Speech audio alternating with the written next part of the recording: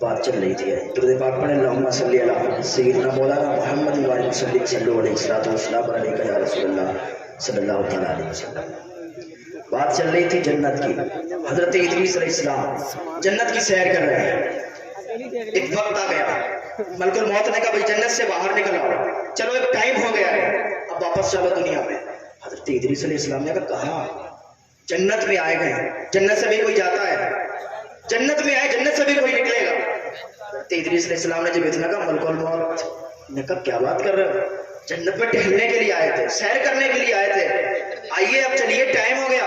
حضرت ادریس علیہ السلام نے کہا نہ میں نہیں جاتا، میں تو اس کے اندر آ گیا۔ اب کوئی اتنا بڑا بیوقوف تھوڑی نہ ہوگا جنت سے باہر نکل کے جائے گا، کہ میں جنت میں آ گیا ہوں۔ ملک الموت نے 4 فرشتوں کو بلایا فیصلہ کرنے کے لیے۔ بات ہوئی کہ یہ ٹہلنے کے لیے آئے تھے، سیر کرنے کے لیے آئے تھے، اب جنت کے اندر چلے گئے تو اب یہ نکل نہیں رہے باہر۔ فرشتوں نے کہا بھائی معاملہ کیا ہے؟ ادریس علیہ السلام سے پوچھا گیا۔ ادریس علیہ السلام نے کہا ہاں میں سیر کرنے کے لیے آیا تھا، جنت میں آ گیا ہوں، اب جنت سے باہر لے جا رہے ہیں، کس بنا پر لے جا رہے ہیں؟ بھائی میری ساری فکریاں پوری کر لی، جو چیز پوری کرنے کی تھی میں نے پہلے ہی پوری کر لی۔ جنت میں کون جاتا ہے؟ کلو نفس ذائقۃ الموت، ہر جاندار کو موت کا مزہ چکھنا ہے۔ جو نیک عمل کیے ہوئے ہو، جو نیک ہو اور اس کو موت آ گئی ہو وہ جنت میں جائے گا۔ میں نے کیا کیا؟ میری روح انہوں نے نکالی، ملک الموت نے میری روح نکالی، روح نکالنے کے بعد پھر میرے جسم میں ڈالی، اب میں جنت میں آ گیا ہوں، اب مجھے کیوں لے جا رہے ہیں؟ ملک الموت نے اللہ کی بارگاہ میں فریاد کی یا اللہ تیرا کیسا بندہ ہے، ٹہلنے کے لیے آیا تھا، سیر کرنے کے لیے آیا تھا، اب یہ جنت سے باہر جا رہی ہے۔ اللہ تعالیٰ کا حکم ہوا یہ میرا بندہ ہے، اسے اب جنت میں ہی رہنے دو، اب اسے جنت میں ہی رہنے دو، اب اسے جنت سے مت نکالو۔ وہ اللہ کے نبی تھے، ابھی بھی وہ جنت میں زندہ ہے، اور دنیا میں ابھی 2 نبی زندہ ہیں، حضرت خضر علیہ السلام، حضرت الیاس علیہ السلام، ابھی دنیا میں زندہ ہیں۔ حضرت عیسیٰ علیہ السلام، حضرت ادریس علیہ السلام کی جنت میں زندہ ہیں۔ تو بات چل رہی تھی کلو نفس ذائقۃ الموت، ہر جاندار کو موت کا مزہ چکھنا ہے۔ موت ایک اٹل حقیقت ہے، کسی کو نہیں چھوڑتی ہے، جب آتی ہے تو کسی سے پوچھتی نہیں ہے آؤں کہ نہ آؤں، جب قائم ہوتا ہے انسان خود وہیں پہنچ جاتا ہے جہاں اس کی موت ہونی ہوتی ہے، جہاں اس کی روح قبض ہونی ہوتی ہے، انسان خود وہیں پہنچ جاتا ہے۔ حضرت سلیمان علیہ السلام کے پاس ان کا وزیر بیٹھا ہوا تھا، ملک الموت انسانی شکل میں آئے اور وہ اور گھور گھور کے دیکھنے لگے، اس انسان کو گھور گھور کے دیکھ رہے تھے۔ جب ملک الموت واپس چلے گئے، حضرت سلیمان علیہ السلام سے وہ شخص کہنے لگا، وہ وزیر کہنے لگا حضور یہ کون شخص تھا، یہ بڑا گھور گھور کے دیکھ رہا تھا۔ حضرت سلیمان علیہ السلام پوری دنیا پر حکومت کی، ہر چیز پر حکومت حضرت سلیمان علیہ السلام کی ہوئی، سب سے بڑی بادشاہ حضرت سلیمان علیہ السلام کی۔ کہنے لگے یہ ملک الموت تھے، کہ یہ مجھے بڑا گھور گھور کے دیکھ رہے تھے، حضور میں ڈر گیا، میں ڈر رہا ہوں کہ کہیں میری روح نہ قبض کر لیں، کہیں میری موت نہ آ جائے۔ حضور آپ ایسا کریں نا، ہواؤں کو حکم دیں مجھے ہندوستان چھوڑ دیں۔ حضرت سلیمان علیہ السلام نے کہا کیسا آدمی، وہ موت ہندوستان میں نہیں آئے گی کیا؟ ملک الموت ہندوستان میں نہیں پہنچیں گے، وہ تو تجھے دنیا کے کسی کونے پر تو چلا جائے گا، ملک الموت آ جائیں گے اور تیری روح کو قبض کر لیں گے۔ اس نے کہا حضور اتنا کرم فرما دیں، ہواؤں کو حکم دیں وہ مجھے ہندوستان چھوڑ دیں۔ حضرت سلیمان علیہ السلام نے ہواؤں کو حکم دیا، وہ ہواؤں نے اسے اٹھایا، اٹھانے کے بعد ہندوستان چھوڑا۔ جیسے ہی وہ ہندوستان اترا ملک الموت آ گئے اور اس کی روح قبض کر لی، وہ مر گیا۔ تو پتا چلا بھاگنا نہیں ہے، موت خود دوڑاتی گئی، انسان موت دوڑاتی گئی اور انسان بھاگ رہا ہے۔ جب اس کی زندگی کے دن پورے ہو جاتے ہیں بس اسی دن اس کی موت آ جاتی ہے، اسی دن وہ موت کا فرشتہ اس کی روح کو قبض کر لیتا ہے۔ ایک انسان نے خواب دیکھا تھا کہ ایک شیر اسے دوڑا رہا ہے اور وہ بھاگ رہا ہے، بھاگتے بھاگتے بھاگتے بھاگتے ایک درخت پڑا، ایک درخت کے نیچے وہ کھڑا ہو گیا۔ وہاں پر دیکھا ایک گڑھا تھا، ایک بہت بڑا گڑھا تھا، اس کے اندر 2 کالے کالے اژدہے تھے۔ اس نے دیکھا پیچھے شیر آ رہا ہے، نیچے گڑھے میں وہ اژدہے ہیں، تو کیا کرتا پیڑ کے اوپر چڑھ گیا۔ جب پیڑ کے اوپر چڑھا تو جس ٹہنی پر بیٹھا تھا وہ ٹہنی ٹوٹنے والی تھی، وہ ٹہنی ٹوٹنے والی تھی اور اس کو کالے اور سفید رنگ کے 2 جوڑے اتر رہے تھے۔ اب ٹہنی ٹوٹنے والی کتنی دیر میں ٹوٹ جائے گی، اس کو کوئی کاٹ رہا ہے، بس تھوڑی دیر کے بعد ٹوٹنے والی تھی۔ اور اس نے اوپر جب نگاہ دوڑائی، اوپر ایک مدھو مکھیوں کا چھتا لگا ہوا تھا، اس سے شہد ٹپک رہا تھا۔ اس نے جب دیکھا میٹھا میٹھا شہد اس کی جب زبان پہ گرا تو وہ شہد کو چاٹنے پہ لگ گیا، اس شہد کو چوسنے پر لگ گیا، اور جیسے ہی اس شہد کو چاٹنے لگا اس کی لذت جیسے اسے ملی، وہ بھول گیا کہ اسے شیر دوڑا رہا ہے، وہ بھول گیا کہ نیچے گڑھا ہے، وہ بھول گیا کہ کالے اور سفید رنگ کے چوہے کتر رہے گئے، وہ بھول گیا کہ جس ٹہنی پر بیٹھے گئے وہ ٹہنی ٹوٹنے والی ہے، وہ سب بھول گیا۔ اب تھوڑی دیر کے بعد دھڑام سے نیچے گرا اور وہ گڑھے کے اندر گیا اور دونوں ازدہوں نے اسے ڈس لیا۔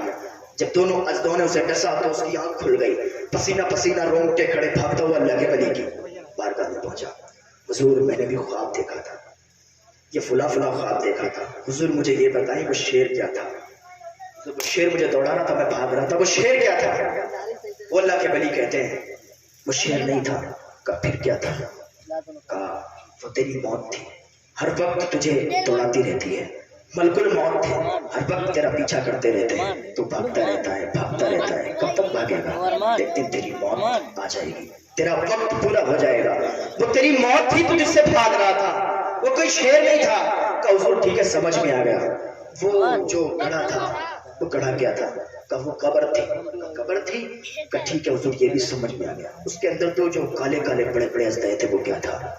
کہا وہی تیرے گناہ تھے جو تو سمجھتا ہے چھوٹے چھوٹے گناہ ہیں، جھوٹ بول دیتا ہے، گالی دے دیتا ہے، چغلی کرتا ہے، تو وہی تیرے گناہ تھے جو تو گناہ کرتا ہے، وہ ازدہوں کی شکل میں وہ اس گڑھے میں موجود تھے۔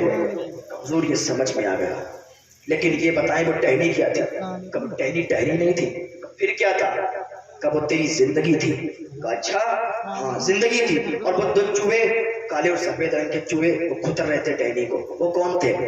کب نہ ٹہنی تھی اور نہ وہ چوہے تھے۔ کب چوہے کیا تھے؟ کب وہ تیرا دن اور رات تھے۔ کہ رات آتا ہے دن آتا ہے، رات چلی جاتی ہے، دن آ جاتا ہے، اور تیری زندگی کے دن کم ہوتے جاتے ہیں، تیری زندگی کے دن کم ہو رہے ہیں۔ ابھی تو 10 سال کا ہے، پھر 20 سال کا، پھر 25 سال کا، پھر 40 50 60 70 80 90 100 تک کوئی پہنچتا مشکل ہے، اور بس موت آ جاتی ہے۔ کسی کو تو پہلے ہی موت آ جاتی ہے، تو تیری زندگی کے دن جیسے ہی پورے ہوتے ہیں اور ملک الموت آ جاتے ہیں اور تیری روح کو قبض کر لیتے ہیں۔ کہا حضور ٹھیک ہے سمجھ میں آ، لیکن وہ چھتا کیا تھا جو اوپر لگا ہوا تھا، جس سے شہد ٹپک رہا تھا، میری زبان پر گر رہا تھا، جس کی وجہ سے میں شیر کو بھی بھول گیا، جس کی وجہ سے میں گڑھے کو بھی بھول گیا، جس کی وجہ سے میں ساری چیزوں کو بھول گیا، ٹہنی کو بھی بھول گیا، چوہوں کو بھی بھول گیا، وہ کیا چیز تھی؟ کہا وہی تو دنیا کا مزہ تھا۔ دنیا میں کس لیے آیا ہے؟ اللہ رب العزت نے صرف اپنی عبادت کے لیے بھیجا ہے، اور آج تو دنیا میں آ کے دنیا کے کاموں میں لگ گیا اور گناہوں پر گناہ کرتے جا رہا ہے، توبہ کی تجھے توفیق نہیں ہو رہی ہے، بس وہ دنیا کا مزہ تھا۔ چھوٹے چھوٹے گناہ کرتا ہے، وہ چھوٹے چھوٹے گناہ نہیں ہوتے، بڑے بڑے گناہ ہوتے ہیں۔ تیرا میرا حق کھاتا ہے، چغلی کرتا ہے، ہر وقت غیبت کرتا ہے، گانے گنگناتے رہتا ہے، توبہ کی توفیق نہیں ہوتی، وہ تیرے گناہ تھے۔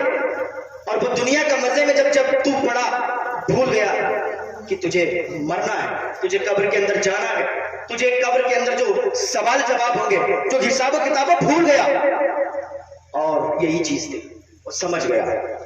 تو انسان کو چاہیے کہ نیک عمل کرتے رہے، انسان کو چاہیے جھوٹ سے باز رہے، چوری چغلی غیبت دور رہے سب کاموں سے۔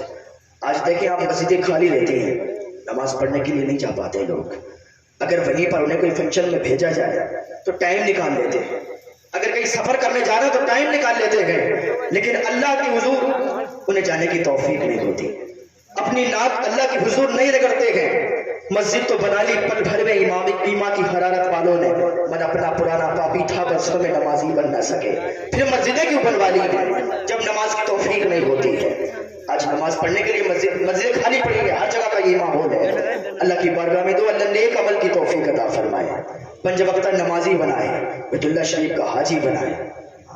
اب پہلے کے وہ بزرگ تھے، ان کی سیرتیں پڑھا کریں، سیرتیں پڑھا کریں ان کی، کہ وہ نیک ہونے کے باوجود بھی اللہ کی بارگاہ میں فریاد کرتے تھے، اللہ کی بارگاہ میں دعائیں کرتے، مولا مجھ سے زیادہ بڑا کوئی گناہگار نہیں ہوگا دنیا میں۔ ایک بیٹا تھا، اس نے اپنی ماں سے مرتے ٹائم کہا تھا، ماں جب میں مر جاؤں نا تو میرے گلے میں موٹی رسی کا پھندا بنانا اور مجھے گلی محلے میں گھمانے کے بعد تاکہ دنیا مجھے دیکھے کہ یہ اللہ کا نافرمان بندہ ہے، کوئی گناہ نہیں تھے اس کے، ہر وقت اللہ کی عبادت میں رہا کرتا تھا، ہر وقت اللہ کی عبادت کیا کرتا تھا، کوئی گناہ نہیں تھے، لیکن پھر بھی اس کی چاہت کیا تھی کہ امی میرے گلے میں موٹی رسی کا بندہ بنا کے مجھے پوری محلے میں گھمانا تاکہ دنیا والے دیکھیں اللہ سے نافرمانی کا صلہ ہے یہ۔ اس کی ماں نے کہا بیٹا مجھ سے یہ مت کروا، میں نہیں کر سکتی۔ کہا ماں تو اگر نہیں کر سکتی، ماں میری ایک چاہت نہیں پوری کر سکتی، میری ایک تمنا نہیں پوری کر سکتی؟ اس کی ماں نے کہا ماں بیٹا تیری 1000 بھی چاہتے پوری کر سکتی ہوں، لیکن یہ مجھ سے کیسے ہوگا کہ میں اپنے بیٹے، مرے ہوئے بیٹے کی گردن میں موٹی رسی کا پھندا بنا کے اس سے گلی محلے میں بھیجوں، گلی محلے میں ٹہلاؤں تاکہ دنیا دیکھے۔ کہا ماں تو کر دے اتنا۔ اس نے کہا ٹھیک ہے، تیری یہی اگر آرزو ہے، تیری یہی چاہت ہے تو میں کر دوں گی۔ ٹھیک ہے۔ جب اس کی موت آ گئی، جب وہ مر گیا، جب اس کی روح نکل گئی، اس کی ماں گئی موٹی رسی لائی، پھندا بنایا، اس کے گلے میں ڈالا، اور جیسے گھمانا چاہ رہی تھی کہ اس کے گھر کی دیواریں آواز کرنے لگی، اے خاتون تجھے معلوم نہیں ہے یہ اللہ کا بندہ ہے، اسے اللہ نے بخش دیا ہے، اسے اللہ تعالیٰ نے معاف فرما دیا ہے، تو اس کے گلے میں پھندا مت ڈال، تو اس کے گلے میں رسی نہ ڈال۔ اللہ تعالیٰ کو عاجزی بھی پسند آتی ہے، اللہ تعالیٰ کو یہ عاجزی بھی پسند آ جاتی ہے۔ ہر وقت نیک ہو تو کیا ہوا، اللہ کی بارگاہ میں توبہ کرتے رہا کرو، کوئی گناہ نہیں پھر بھی اللہ کی بارگاہ میں فریاد کرتے رہا کرو۔ ایک انسان تھا، اس نے اپنے بچوں سے کہا تھا، بڑا عام واقعہ ہے مرتے ٹائم، کہ بیٹا جب میں مر جاؤں نا تو میری جنازے کو دفن نہ کرنا، اس کو آگ میں جلا دینا، آگ میں جلانے کے بعد اس کی راکھ جو بچے نا ہواؤں میں اڑا دینا۔ ان کے بیٹوں نے کہا ٹھیک ہے، اگر ایسے ہی آپ کی آرزو ہے تو میں پوری کر دوں گا۔ اس کا جب جنازہ، جب وہ اس کی روح نکل گئی تو مر گیا، تو اس کے بیٹوں نے کیا کیا، اسے جلایا، جلانے کے بعد اس کی جو راکھ تھی اسے ہواؤں میں اڑا دیا۔ فرشتوں کو اللہ تعالیٰ نے حکم دیا اس کے جنازے کو، اس کی راکھ کو اکٹھا کیا جائے، اس کا جسم بنایا جائے، اس میں جان ڈالی جائے۔ اللہ تعالیٰ نے اس میں جان ڈالی اور اس کو تیار کیا، اللہ کے حضور کو کھڑا ہوا۔ اللہ نے فرمایا تو نے ایسا کیوں کیا، تو نے ایسا کیوں کیا؟ اس نے کہا اللہ تیرے ڈر سے۔ اللہ نے فرمایا جب میرے ڈر سے کیا جا تو پھر میں نے تجھے بخش دیا ہے۔ اللہ کے ڈر سے تو اللہ کی بارگاہ میں دعا کرتے رہا کریں، فریادیں کرتے رہا کریں، توبہ کرتے رہا کریں۔ آج دوسروں کی چوکھٹوں پہ جاتے ہیں دعا کروانے کے لیے، میری دعا قبول ہو جائے، میرا کاروبار نہیں چل رہا، جاتے ہیں علماء کے پاس جاتے ہیں۔ کوئی دعا قبول ہو ہی نہیں سکتی جب تک تمہارے ماں باپ راضی نہیں ہے تم سے، جب تک تمہارے ماں باپ تم سے راضی نہیں ہے کوئی دعا قبول نہیں ہو سکتی۔ کسی ولی کی چوکھٹ پہ چلے جائیں، کامیابی تمہارے ماں باپ کے قدموں میں ہے۔ اپنی ماں کے پاس جائیں، باپ کے پاس جائیں کہ میں فلاں کام میں سکسیس نہیں مل رہی ہے، میں فلاں کام میں پاس نہیں ہو رہا، تمہاری ماں ایک بار دعا کرے گی، اللہ کے حضور دعا قبول ہو جائے گی اور تم کامیاب ہو جاؤ گے۔ ماں کی دعا میں تو اتنی اثر ہوتی ہے، اتنا اثر ہوتا ہے کہ ماں اگر دعا کر دے تو پیروں کی زنجیریں بھی ٹوٹ جایا کرتی ہے۔ ایک بیٹا تھا، ایک لڑکا تھا، اس کو سپاہی پکڑ کے لے گئے تھے، اس کے پیروں میں زنجیریں ڈال دی،